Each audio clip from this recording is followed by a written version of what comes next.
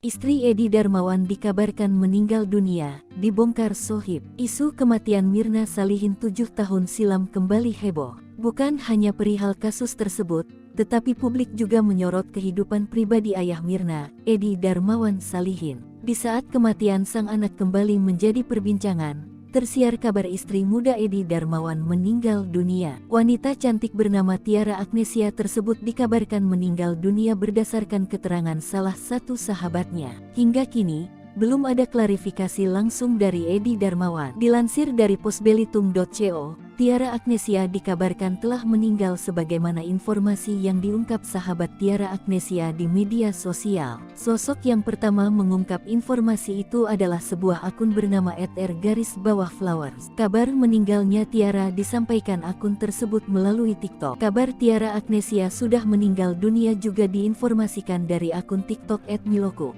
Dari akun itu, terlihat potret para kerabat yang diduga mengelilingi makam Tiara Agnesia dengan taburan bunga. Edi diketahui telah menikahi seorang wanita muda bernama Tiara Agnesia 3 tahun lalu pada 2019.